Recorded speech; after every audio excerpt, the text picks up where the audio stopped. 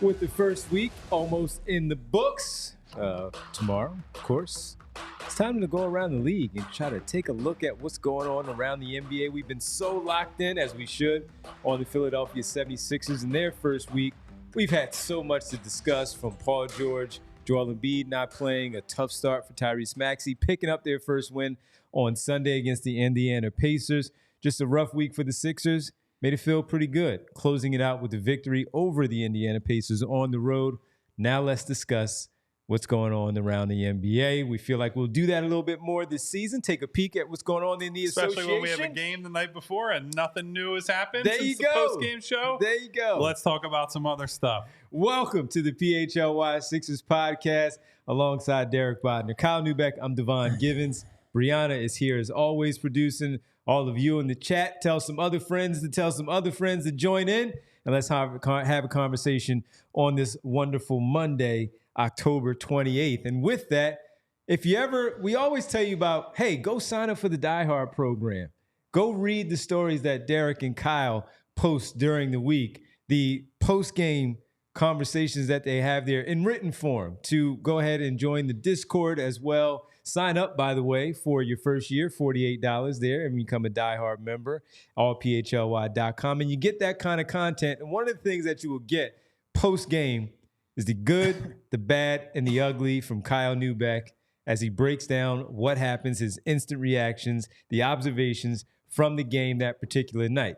So we thought we would bring it to you live form right here on audio, video, and discuss it around the league, the good, the bad, the ugly.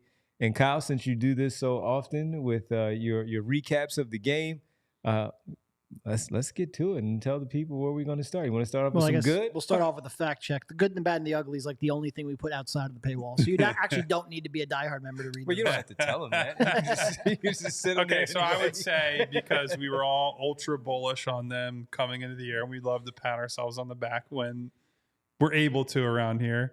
I think headlining the good list, co-headliners, but headlining the good list has to be the Oklahoma City Thunder. I think they have not only met expectations coming into the year, they've actually probably been better than I think even someone like me or someone like Devon or Derek, who was bullish on them coming into the year.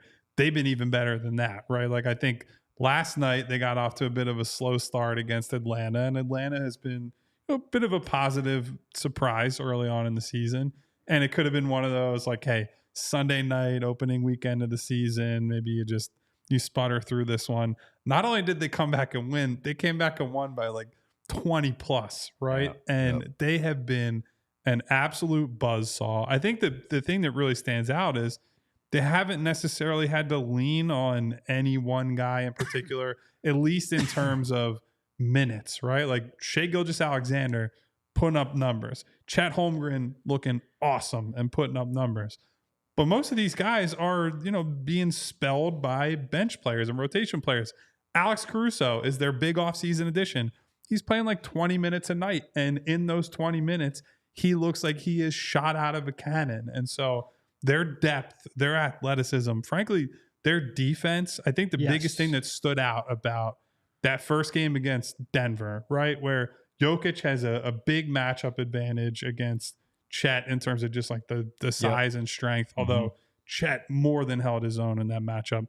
But what really stood out was off of Jokic, they didn't have enough shooting, the Nuggets, but anytime he created an opening, it was just guys flying left and right, nailed their rotations, did the proper X outs and switches, and the communication was great. And they, in game 1 of the season, and then game 2 and 3, certainly, are already moving as if they're just one organism. It's so crazy to watch a team that is so young all over the board be this locked in and this in tune with each other on defense. So it's not a surprise that they're good, but I think even thinking they were going to be very good, they have exceeded my expectations through the first 3 games. Yeah, and I'm glad you brought up the defense, because you start off and you're like, well, Chet's been amazing. SGA's been amazing.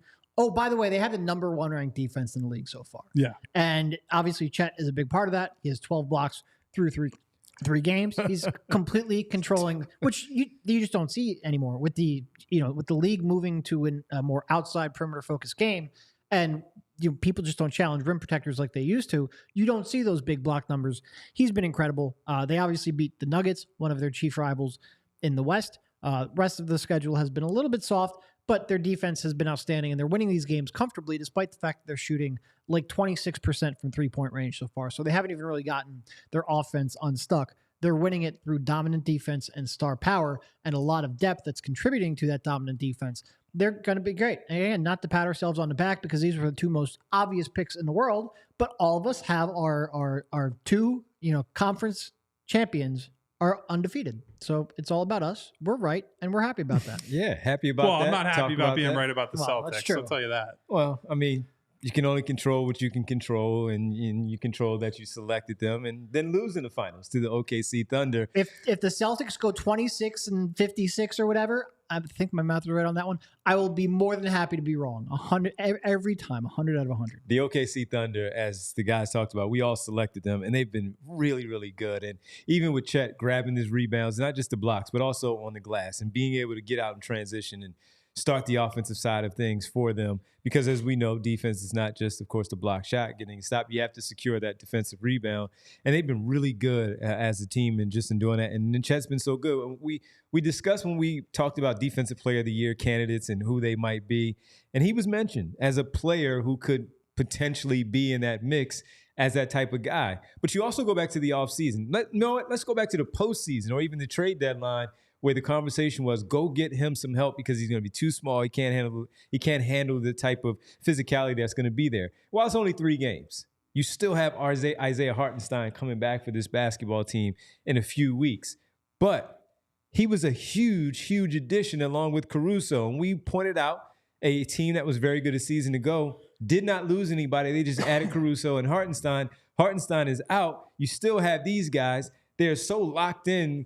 When Joel Embiid talks about the chemistry and the continuity, these guys know one another. And to bring back Isaiah Joe and Aaron Wiggins and have those guys come off the bench along with Caruso and still have that same unit as the starting 5, and you're going to be able to add Hartenstein whenever he does, in fact, come back, this basketball team is good. So while it's no surprise that they are as good as they are through the first 3 games, they have to go out there and perform. They have to go out there and do it. And to beat Denver the way that they did and to do it so handily and their defense to be so strong, this is a fun team to watch. And we're going to see them pile up a ton of wins during the season. And it's no surprise when we do check in with our weekly conversation about the association that we discuss this basketball team at length because that's how good they are. I mean, it's lined up right now for all the predictions about, SGA being a potential MVP, although another guy will be we're not having MVP conversations after 3 games. I mean, obviously. MVP after 3 games might be Anthony Davis. Wow. It's almost like I was trying to set up a teaser for another team we were talking about that's in the thumbnail picture of our show. But SGA has lived up to expectations. And look, we had talked about Chet as a potential DPOY dark horse, right? If Wemby maybe was not getting the type of, or didn't have the type of team success that you need to be at the forefront of those conversations.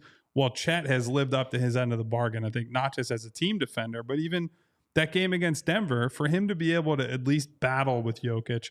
And I think just as importantly, make Jokic get up and down the floor. That one play where Chet blocked Jokic and then hit that sick dunk in transition. That was nasty. That's one of the sequences of the season so far. So I feel like OKC might get overrated at some point because they are fun to watch, and that always adds to like maybe they just seem better than they are. But when you watch these guys play defense, it's like they are going to have a chance to win any game against any team this year if they play like they're playing on that end of the floor. Yeah, they might get overrated in part because they have the talent to win a ton of games. And sometimes it just takes time for young players who put all of that together. So like some people, I wouldn't even say overrated, but you might put the cart before the horse a little bit, and it might take them a year to get where I think everyone believes they will. But we all picked them to go to the finals, so but I could definitely see the hype building maybe to unsustainable levels. Yeah, that team is good. That team is going to be fun to watch all season long. I was quickly trying to get the futures to see exactly where the Defensive Player of the Year awards would be after these first couple Chet of games. was at coming into the year like plus 1,800. So he's at plus 350 now. Okay, so needless to say, it has shifted a little bit. Only he and Wembanyama plus 120, plus 350. Davis and Wemby was minus, I want to say minus 200 or something coming into the year. Davis is at plus 1,000 out of bio. Evan Mobley, pardon me, plus 1,300. So that's how good he has been defensively, that the odds have been adjusted there on Bet365. So there's that's that. Just it's incredible to have a core 2 duo. Well, 3, put J-Dub in there too. That good, that young, that under team control for that long. It's just it's wild. And 8 billion picks to get whatever they need. Yeah. Yep. Now we'll see if they actually used. I've remained skeptical that Sam Presti is going to like make a big consolidation trade, because I mean, even the Caruso one was just, you got to prey on a sucker to some degree, right? And flip Josh Giddey and just Josh Giddey for a guy who's actually right now good at basketball.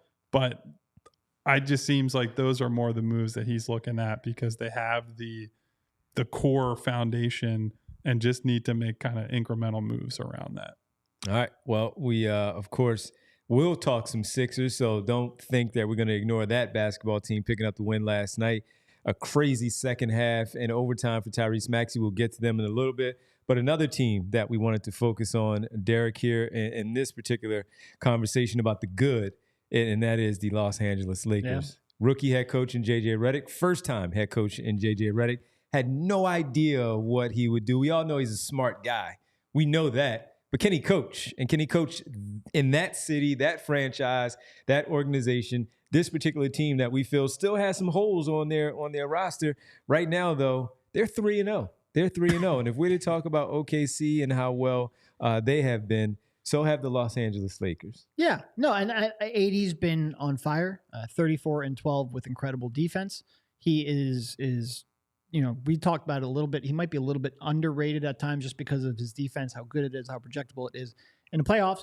But the two of them have been great, and they've gotten some supporting help that, I think some people like Austin Reeves has been really, really good. Rui has been solid to start the year. I'm not necessarily a full believer on Rui, but when he is playing well and they're getting contributions from their 4th, 5th, and 6th guys, they're going to be tough to beat. Now, can they sustain that throughout the entire season?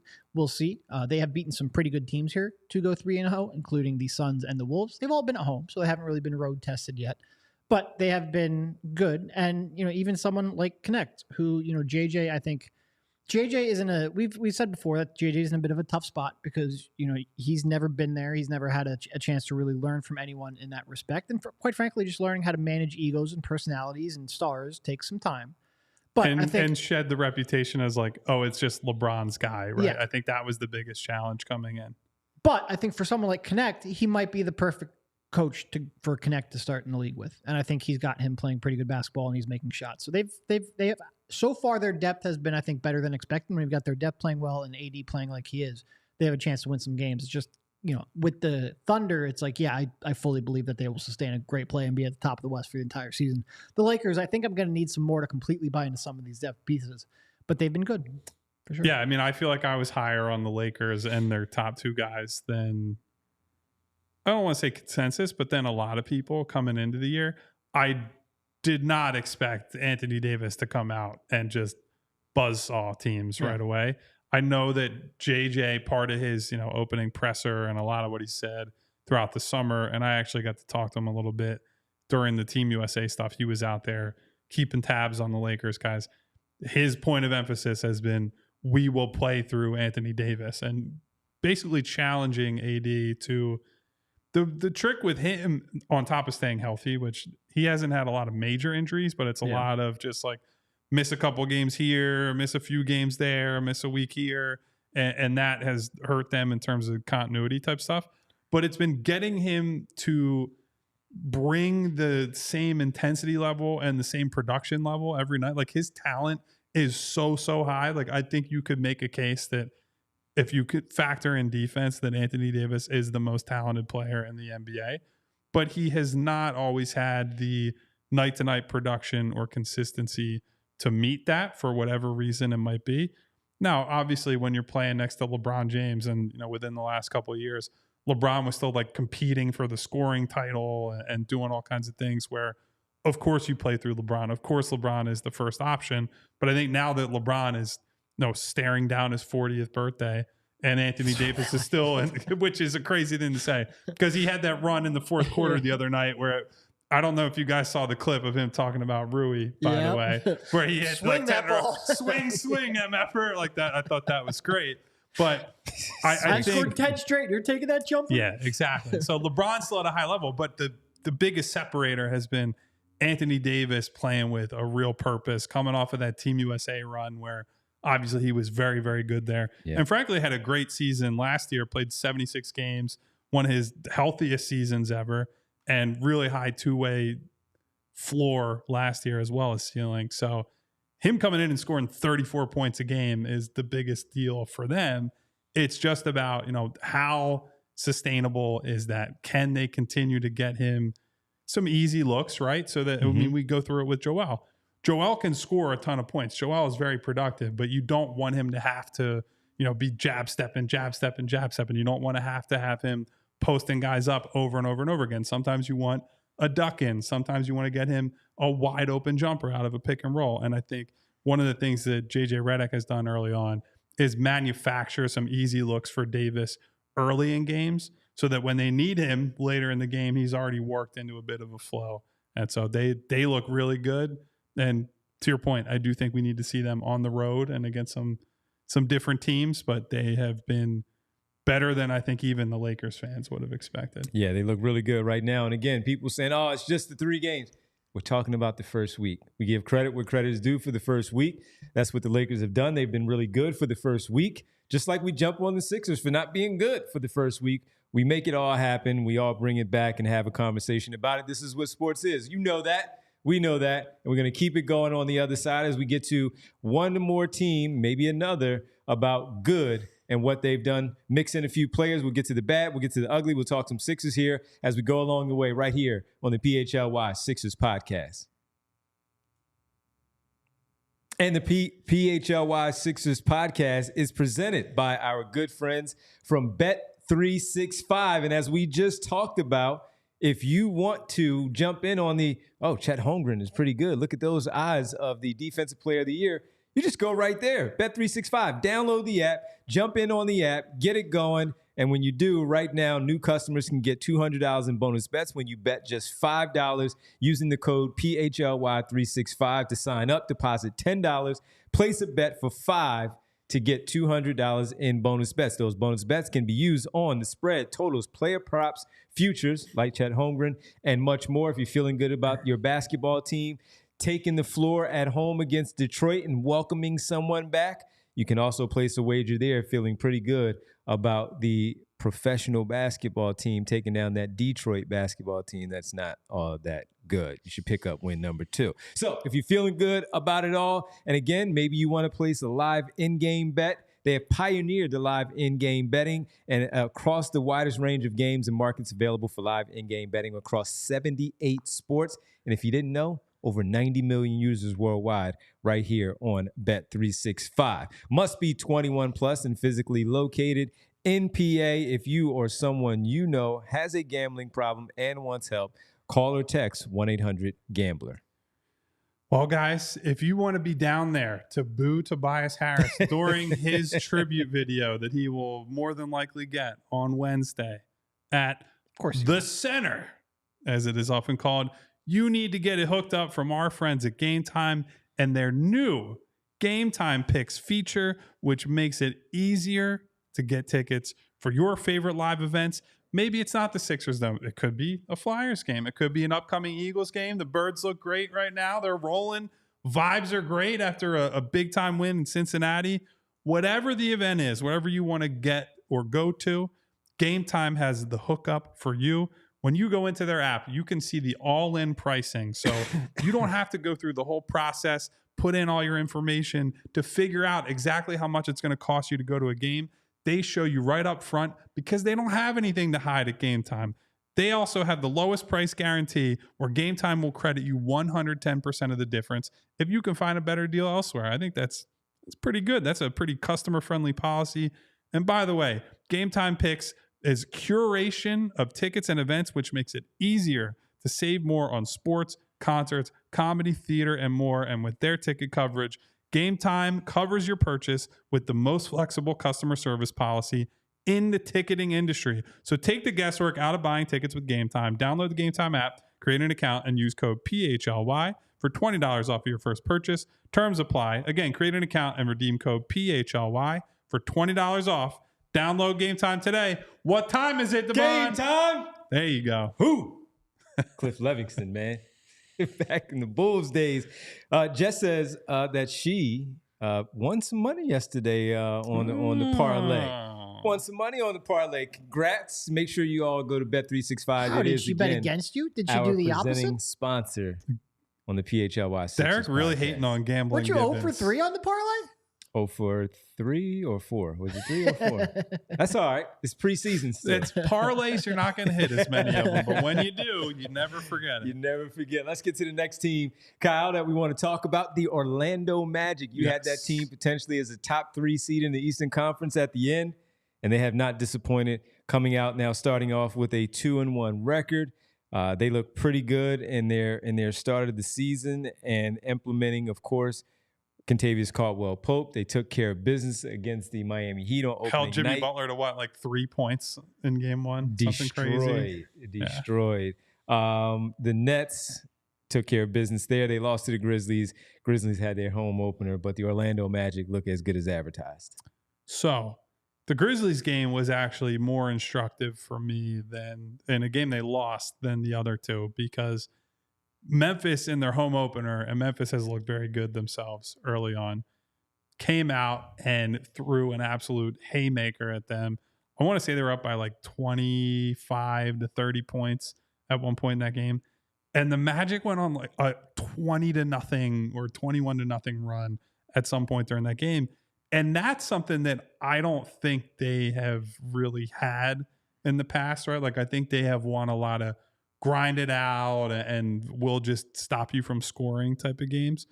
But it's not always been clear that they have a high enough offensive ceiling to rally back right like that, right? And I think that increasingly you have to be able to do that in the NBA, right? Where a 15-point lead is like, oh, that's 5 shots potentially, right? Like, games can swing a lot quicker and a lot more dramatically than in the past. And I think that's one of the things that the Magic are going to have to, learn how to do, or manufacture, turn those stops that they can get pretty regularly into some scoring runs. So I thought that was, in a loss, impressive that they were able to battle back and at least make that a game for a little bit. But yeah, I mean, I still see the same things that I expected coming into the year.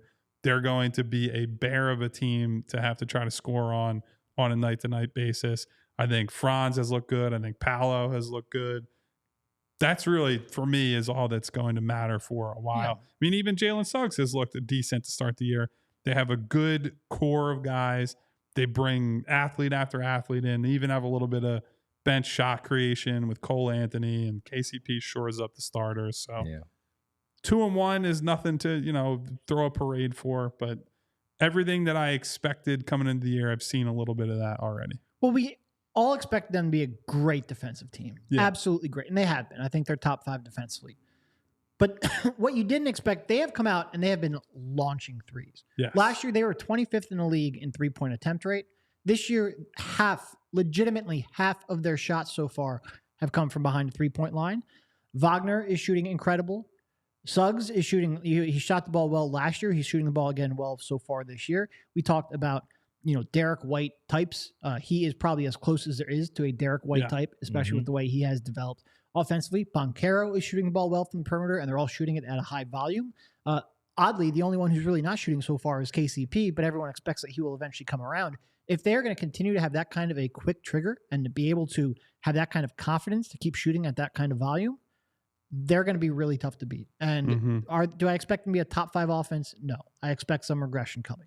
But that's why the volume is almost as intriguing as the makes, because it speaks to confidence in your skill set. It speaks to work you put in the offseason. It speaks to growth from a lot of young players who were previously limited in that aspect. And again, they don't still have like a traditional point guard or a creator, so I expect some regression coming. But if they're even a top 15 offense, they're going to be very, very dangerous. And they have the Pacers tonight, second part of the back-to-back for the Pacers. Orlando at home. We'll see how that one goes. Orlando is pretty darn good. To the point on the volume, my guy Franz is taking over 7 threes a game right now. I'm not expecting him to hit 45.5% of his threes. Like, that's way too high a bar for him to clear. After, first couple of years, he was a slightly above average or average shooter and had the down year last year.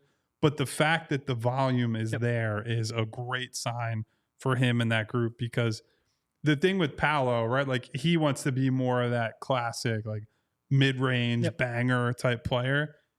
And his touches and his possessions where they run through him get a lot easier if Franz is one of the other main guys and you can't leave him because he's going to be a quick trigger guy from three. So I agree that that's been a great sign. If you're a Magic optimist, that's been a huge thing early on. No, Banchero plays a little bit like Terrell Harris thinks Tobias plays.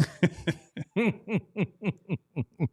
going to get to that guy, I think, at some point, even though we did mention him once already. We might check in that one. Yeah, go get your tickets for Wednesday. See the return shout of out to Game Harris. Time. Yes, shout out to Game Time for sure. All right, I wanted to throw one in because I did say at the start of the season when we were making our predictions, bold predictions, I said the Los Angeles Clippers would not make the playoffs. Now, it's only 3 games in the books, but I also did not expect them to play as well as they have.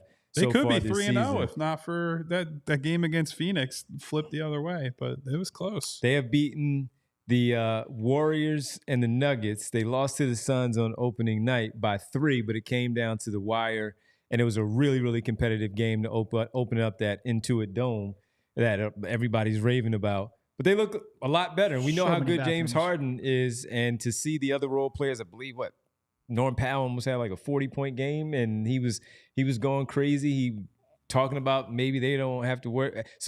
Addition by subtraction. No Paul George there. Addition by subtraction. Okay, that might bite you later on, but right now you can say what you need to say. But I just wanted to make sure that I give them their credit for the first week, the job that Ty Lue and that group have done for the first week. Some really tough games, Suns, Nuggets, Warriors, and they come away with 2-1 record. They have the Blazers, Suns, and Thunder next, all at home. Spurs as well, then the Sixers. So they have a nice homestand, 5 games at home. Blazers, Suns, Thunder, Spurs, Sixers, all over the span in the next 5 games. So we'll see what they do in protecting their home floor at that new dome. And there are a couple other 2-1 teams that are like, you sort of like tip your cap to them, but honorable mention. Doesn't really matter. Like the Atlanta Hawks, and I'd love for the Atlanta Hawks to matter because I picked them to be buyers. That was one of my preseason predictions.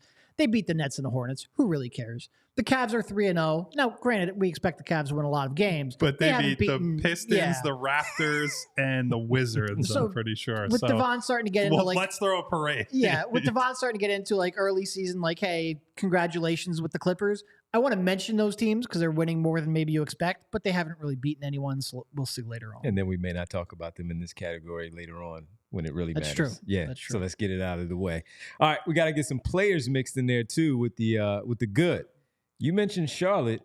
We got to talk about it, Kyle, because Charlotte, Melo, man. Hey, it was one of my sleeper teams. I can say that now because they might drift a little bit later. I might actually hurt myself on that one. But, hey, man, LaMelo has been playing some really good basketball. And right now, when we talk about season leaders, man, he's top 5 in the NBA and scoring at 31.7 points per game. He's out there in that first game shooting the one-footed threes, one-legged threes, with the defense closing out at him, going left. He's not even shooting square shoulders facing the basket. He's like this, and what is happening? I think that's probably the hardest thing for me to wrap my mind around with him being a very good player, right? Because the talent is obvious, but he has such crazy, he does not color inside the lines is how I would describe him as a player. So when you're used to evaluating players on fairly similar terms, you see guys do stuff like that, and it's like, how the hell am I supposed to compare him to a normal quote unquote point guard? But look, I mean, the 3-level scoring ability has been excellent so far. He's getting up again. We're talking about shot volume, 12 threes a game, and he's making 41% of them. I think increasingly, obviously, the players around him have gotten a little bit better, but a lot of this is just he's healthy. Yep. He's super talented, and he's reminding people of that. Do I think they're going to be a surprise team to the extent that I think Devon does? Probably not. But if LaMelo plays like this, then they have a much higher floor than I would have anticipated coming into the year. Yeah. No, and he's a key that, like, if they're going to have any kind of title equity, he's got to stay healthy, which is obviously a huge question mark. But he's got to be producing, not at this level. Nobody expects him to score 30 all season long and shoot 12 threes and make 40 whatever percent he's currently doing. But he's got to be that completely dynamic threat that they've lacked over the last couple of years, and that it's just been painful to watch. Without that, he painting outside the lines is maybe the perfect description. And when those shots start missing, he will drive some of their fans nuts if they 100%. Have all that many fans. But right now, when he's playing well, he's dynamic and incredible and creative and makes the whole thing work. If I had to like watch him and root for him, I'm not sure how much I would. He is not that. A Derek Bodner player. He is not.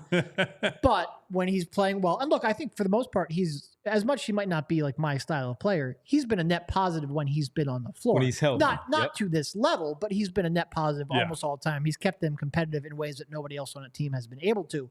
But there's the injury risk, and there's the fact that like when it starts going downhill, that's when the decision making starts getting really frustrating. Let me check, make sure I'm good here.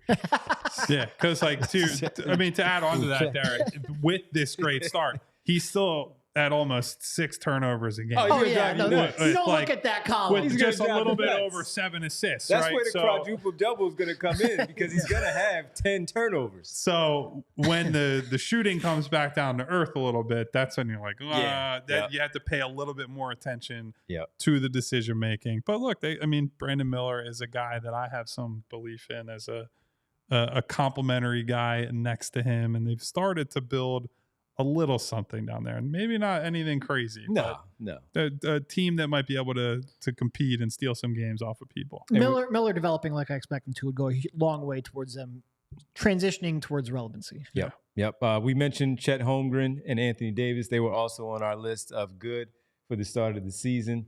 Talked about them, and Jason Tatum was another one that we wanted to discuss. To that point, did you see Tatum and Anthony Davis just won Player of the Week for their respective conferences? Let's all pat ourselves on the back for our discussions of the good for the players as they win the East-West Players of the Week. Jason Tatum has been really good, and Boston looks every bit of the part that we all discussed of them getting to the finals at the end of the year. So those are the players that we looked at and said they've been very good. Boston, not all that surprising.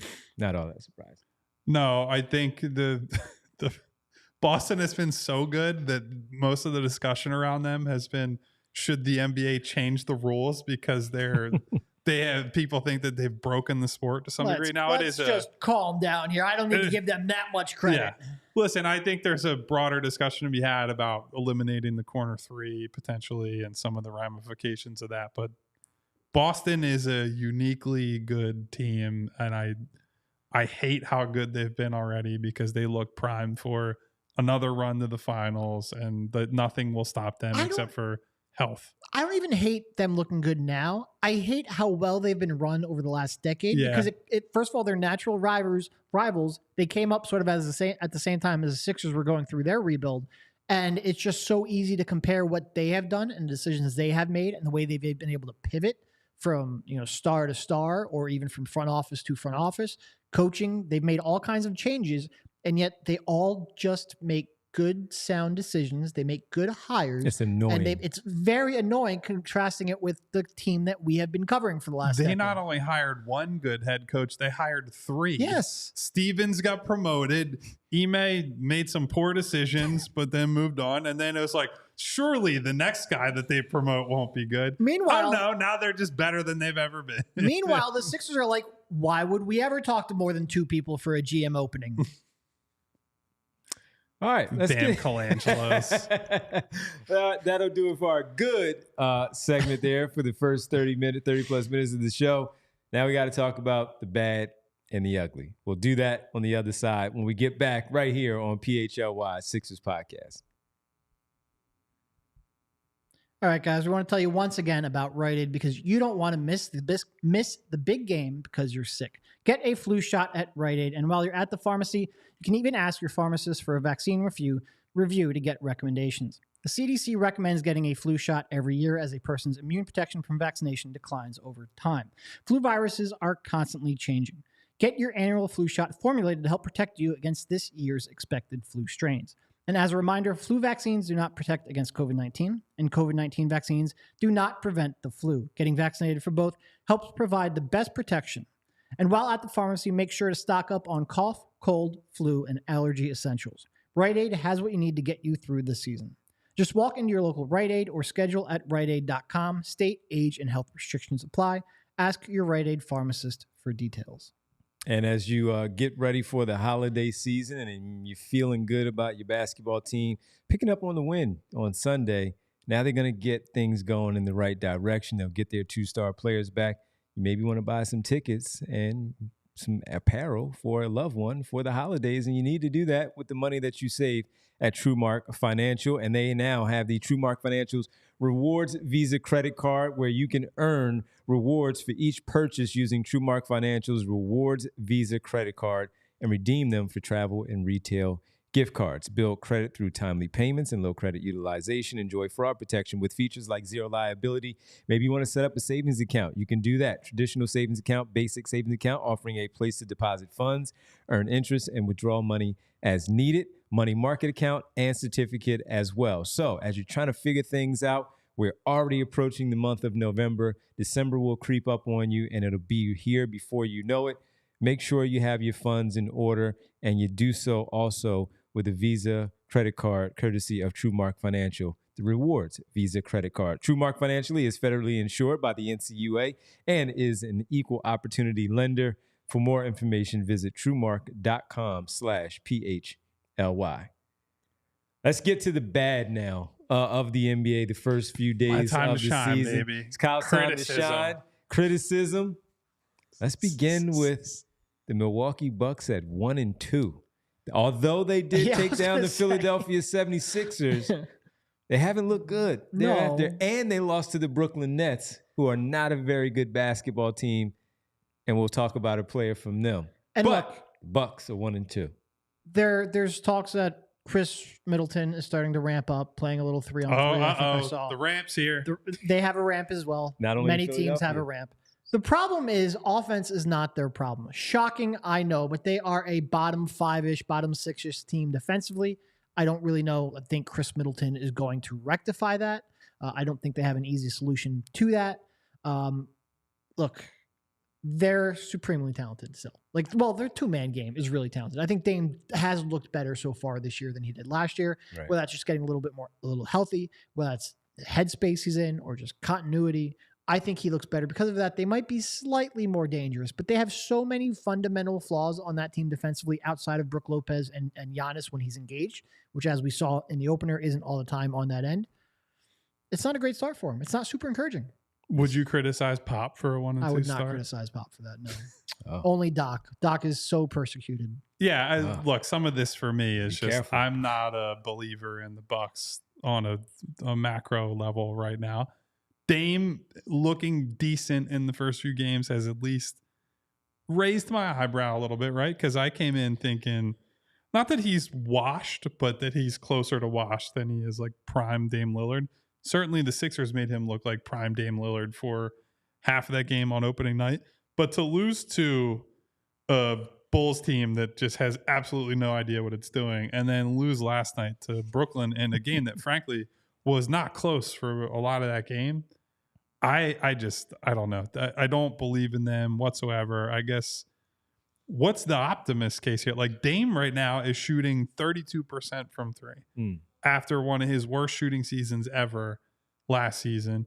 The burst clearly is not there. I think it was easier to kind of paper over that against the Sixers on opening night, where they didn't have Joel, they didn't have PG. So you have some more open driving lanes and you can get to the rim a little bit easier and see some shots go down.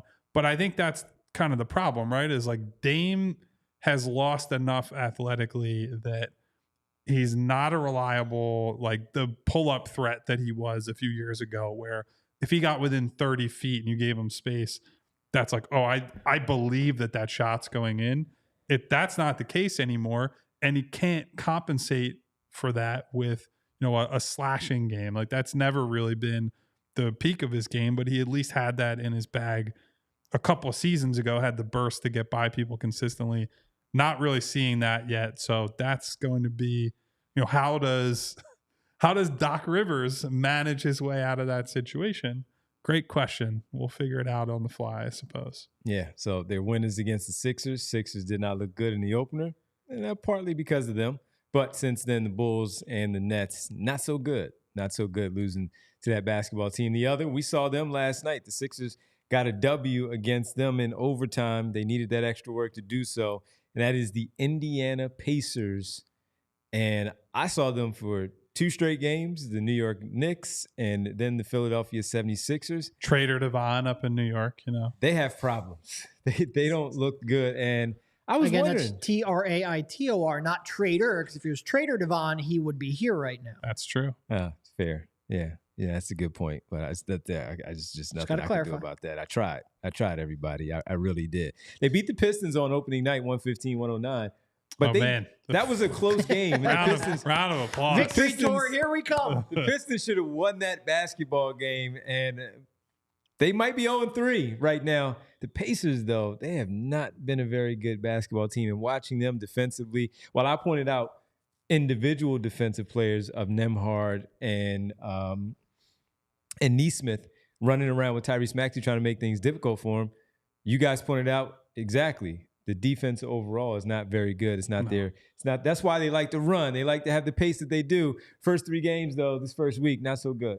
I don't think the defense was the problem in Maxey getting the 45, right? Like I think some of that was just he had an unbelievable half, and sometimes that happens. You tip your cap and say great. The defensive problems were in the first half. You're getting diced by Eric Gordon and Caleb Martin, which all due respect to those guys, they should not be able to beat the first 2 layers of defense consistently for an entire half. The only reason that it was a game so that Maxey could then, lead them to a win eventually was because Indiana was so bad on defense in the first half that they're letting role players just get to the rim unencumbered. So that has been and remains the biggest concern. They're also not going to win if Tyrese Haliburton is scoring 12 points a game. Like that is not a sustainable way to win. 1 for 16 from 3 before the Sixers game. Yeah, and one of those threes that he hit in that game was that insane end of game or end of regulation, I should say, buzzer beater that sent it to overtime. I think Kelly might have fouled him too. They got real lucky. I think he did foul him and they got lucky. But the point is, he's going to shoot better at some point, but I still have my concerns about Haliburton as like a number 1 option type of guy.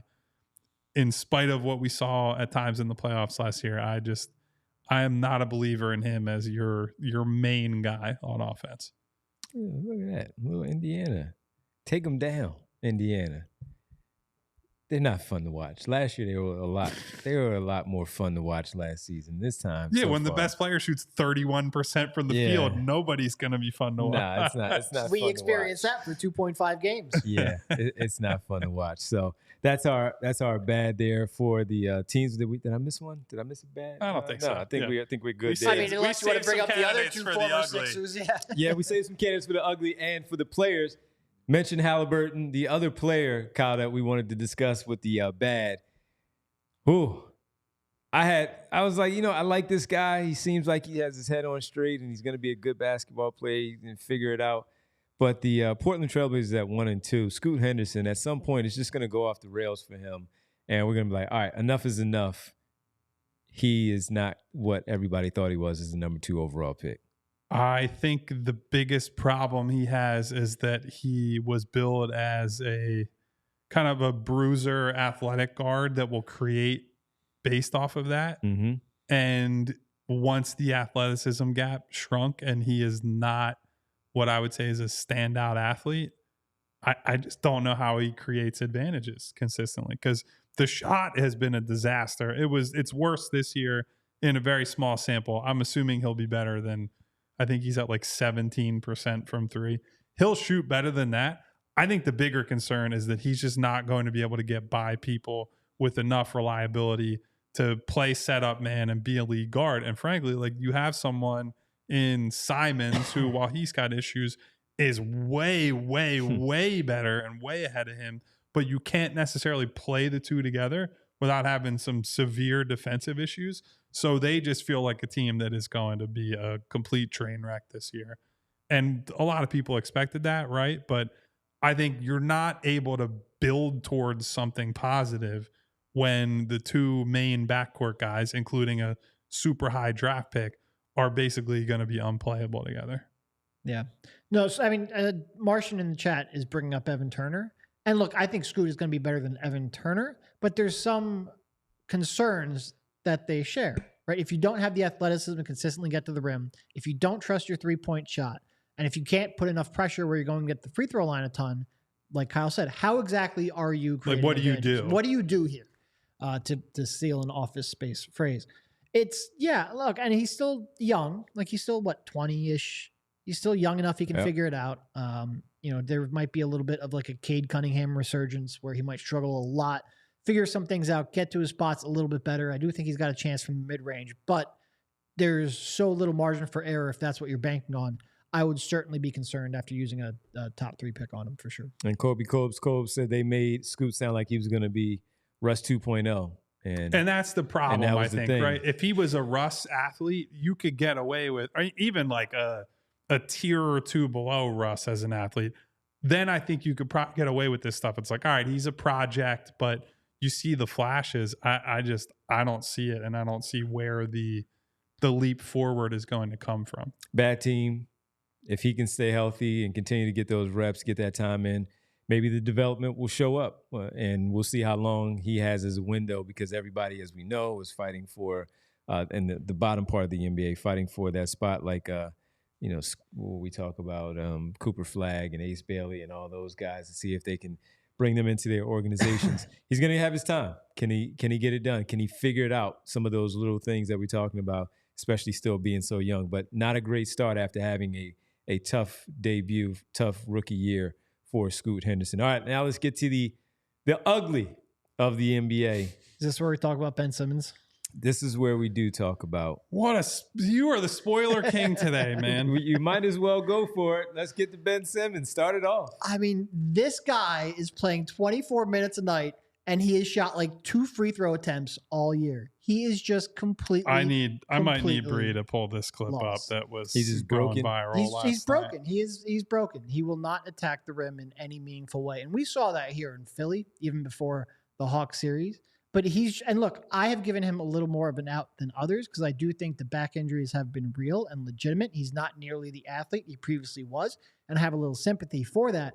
But he is so out on attacking the rim in any meaningful way that he's no longer an effective basketball player. I'm glad you brought that up because I reposted that video last night of the Ben sequence, and I got a fair amount of replies that were like, why are you still mocking this guy? Why are you still talking about this guy?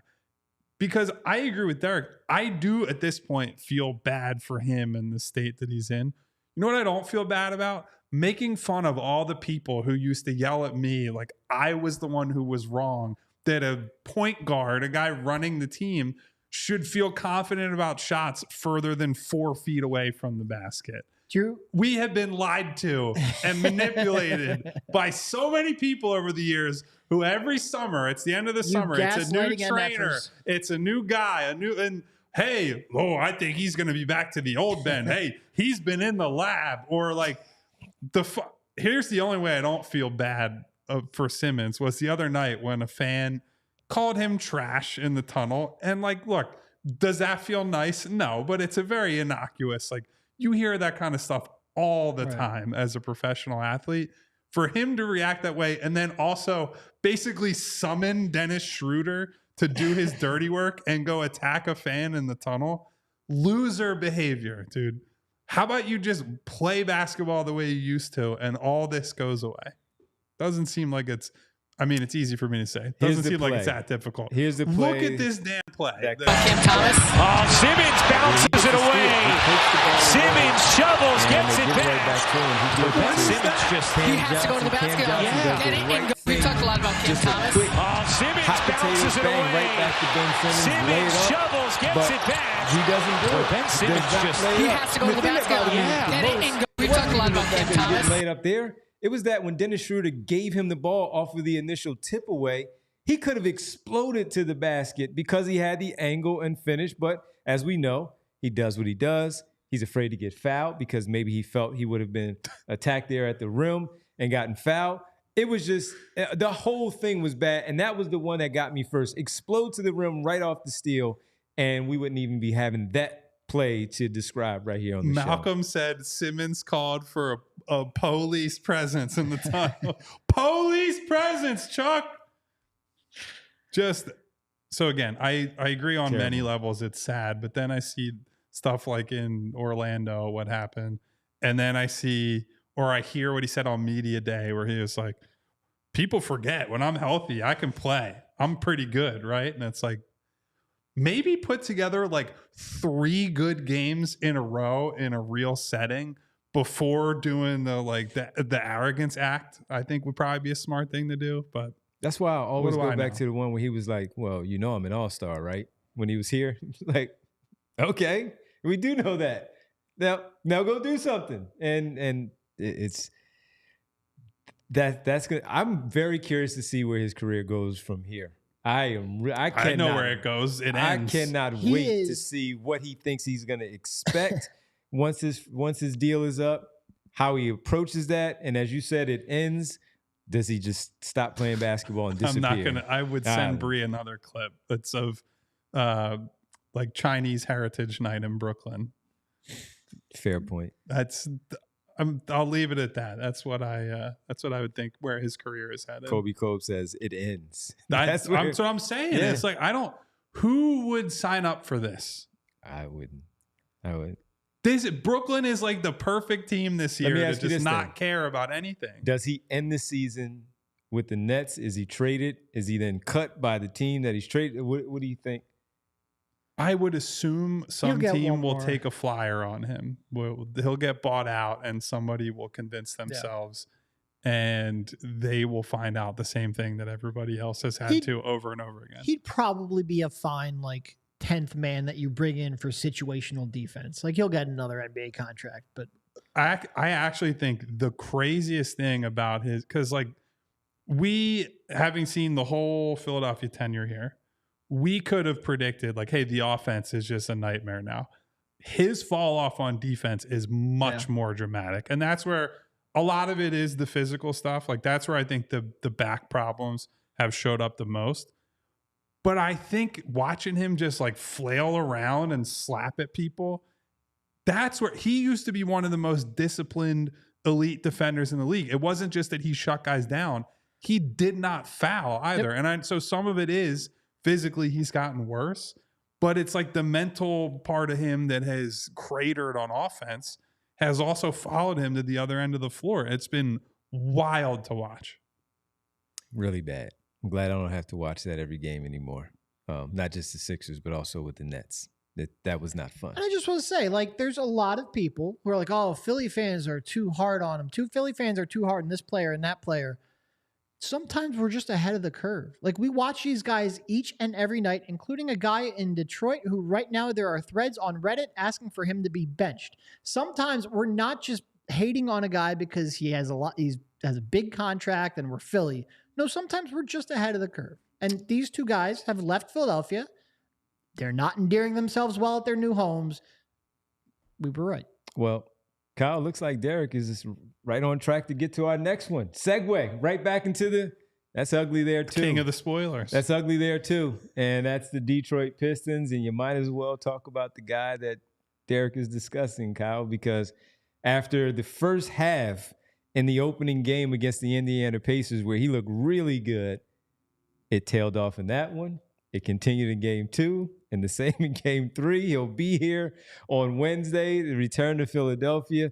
The Pistons, they are ugly, and Tobias hasn't been all that great either. Well, and Pistons fans are already, as Derek shared in our Discord today, Pistons fans are already starting a movement to bench Tobias Harris. So they got 3 games into the experience and said, thank you, but no thank you. I would like to look at somebody else's face out there. And I don't have as much to say on Tobias because everyone came to the consensus around here. he's making too much money and he has pretty obvious limitations as a player, and we're seeing the same limitations, right? He's not a guy who's he's taking more threes right now, and he's not making them because he's not comfortable in that higher volume, and it's not even 5 threes a game in Detroit, so not like he's Ray Allen or Steph Curry or one of these guys, but he is just not somebody who scales as an off-ball player. You have to give him lots of time and touches to get him to, if he's going to get to 20 points or whatever. And they're running through Cade Cunningham and Ivy and the other guys, the other young guys. This is what it's going to be like, Detroit. So look forward to the tribute video if he gets one. I hope it's honestly, I do hope if they give him one on Wednesday night that the reception is not like too ugly, right? Because I don't think Tobias was like a malicious actor. No, I think he got a huge contract and never lived up to it. But I don't think it was a situation where he was like actively stealing money the way some guys have. Like he wasn't good at what they needed him to be good at. And he was a huge disappointment, but I don't have like animosity for him. Yeah. No, I agree with that. But he was a guy who, his last year with the Clippers, and when he first got here in Philly, it was like, all right, he's on an upward trajectory with that shot. With him now being 32 going on 33, you needed that upward trajectory to continue because he was always going to lose a step. Father Time is undefeated. How are you going to counteract that?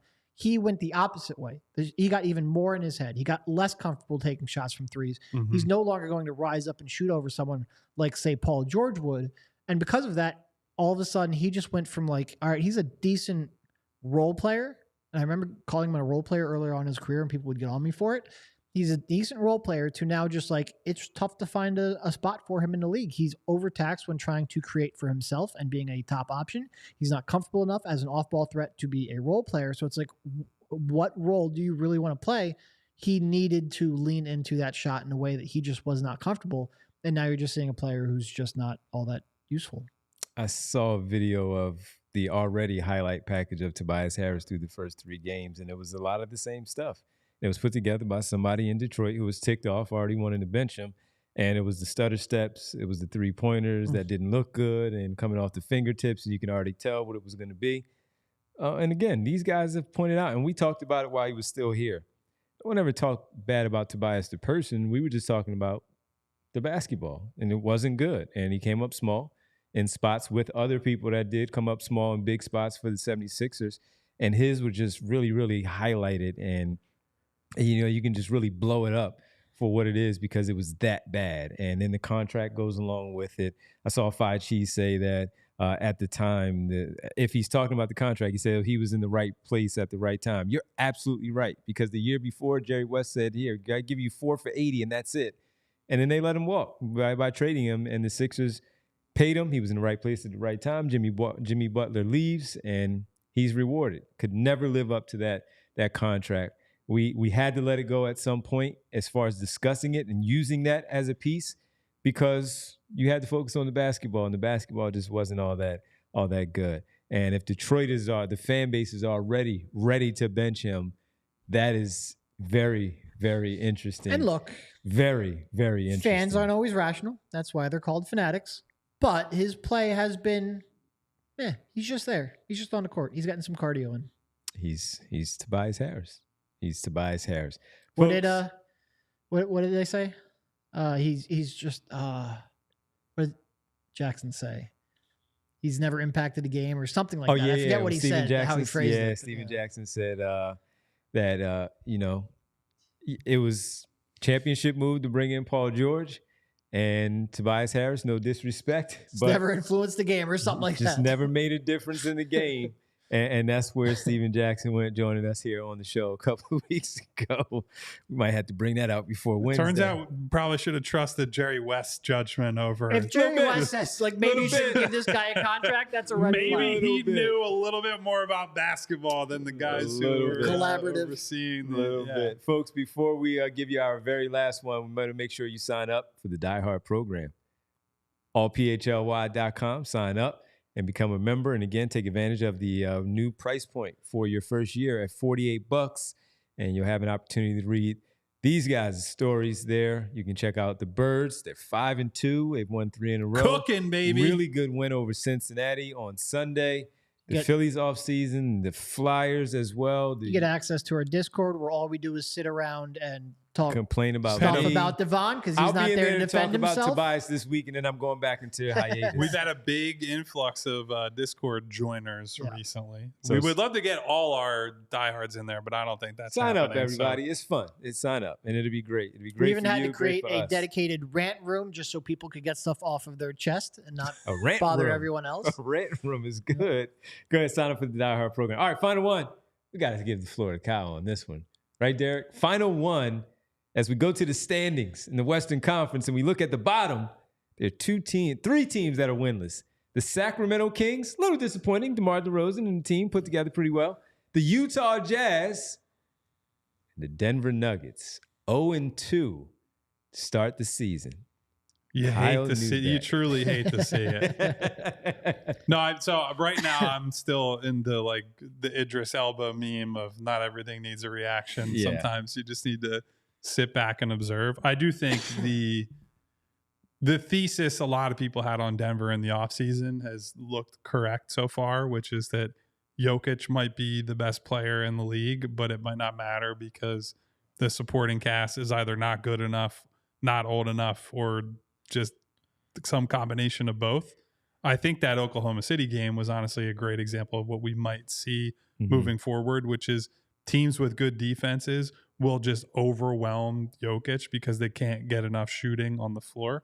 I said to you, Devon, before the show, as we're talking through this, to me, they look like a team that almost is going to have to trade Michael Porter Jr. and split that contract potentially into, to me, ideal world, you split that into 2 playable rotation guys. Yeah. So you aren't relying on these young guys to make big leaps throughout the year to be a contender. But, I mean, also in the ugly in terms of just the player section is a guy that every recent fan base who's had him on the team has been like, please get this guy out of here. And it's very unfortunate, but Russell Westbrook is still Russell Westbrook. He is at the end of his career. It is not his fault that he can't leverage his athleticism and be the guy he used to be. But so many teams keep doing the arrested development. Like, well, it didn't work out for anyone else, but it could work for us.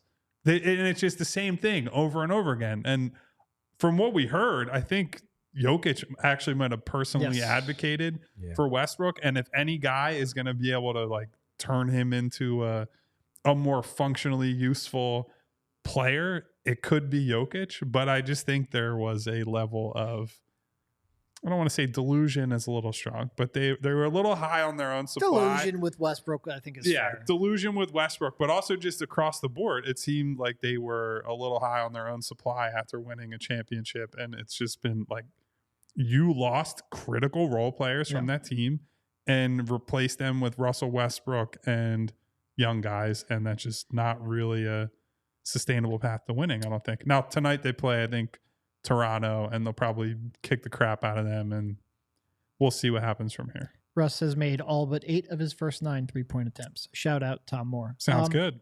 No, like and look, 2 games. They played a really tough defense in the Thunder, who we just talked about. Clippers, 2 tough games. And Norm Powell went berserk in the Clippers game. He had like 35 points or something ridiculous, where if Norm Powell is going off, sometimes it's just like, the hot hand beat you. Yep.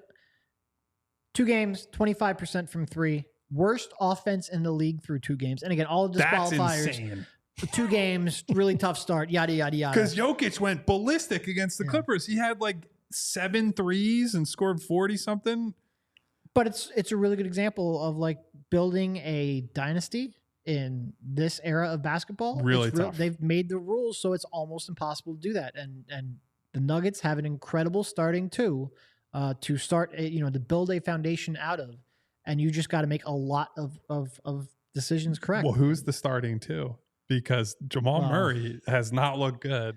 2 years ago, everyone would have said the Nuggets had an incredible start. I think we probably expect Jamal Murray to bounce back at some point, but we are, I would say, in concern territory for him at the very least, right? Because he has not looked right from the end of last season through now. And unlike in a normal year, we saw him in Olympic play. So there's at least like we got beginning, middle, end for the year, and he has not looked good for almost all of it. So we'll see. He could bounce back, but that's something to monitor for sure. Yes, it is. The 2-1 Golden State Warriors, some tough news. Steph Curry has according to Shams, got an ankle issue. He's got an ankle issue, reevaluated on Friday, and he's going to be out for a little bit. So we'll see if Buddy Hield can stay hot and help out. We saw in the chat, they're already talking about DeAnthony Melton's back issue, and that should be fun for the Golden State Warriors over the course of the week. I'm very worried that DeAnthony's career is just kind of going to peter out because this is now year 3 of now, again, start of the season. Maybe he gets right, but that back issue has lingered and lingered and lingered. And it's a shame, but how do you trust him to stay healthy? It's 3 years of the same problem. Yeah. No, and this isn't like sometimes people will get a lot of different injuries. When it's one back that lingers over a 3-year stretch, it's just hard to get that right. All right. Well, that should do it for us. Sixers won. So we'll talk about them tomorrow. Get a little bit more with them. We did have people asking about Joel and PG throughout the chat, and we will have better information tomorrow. There was no practice today, so there's no update. There will be a practice tomorrow morning before the show, so hopefully we have some news for you then. Right. It wouldn't shock me if the news is, well, we'll see how they feel tomorrow, but we will have an update. Or, hey, check the 5 o'clock injury report. Then they can say that they're questionable, and we'll see how they look in pregame warmups. You know the drill. Yep. It's not your first injury. And you know the drill at the end of the show.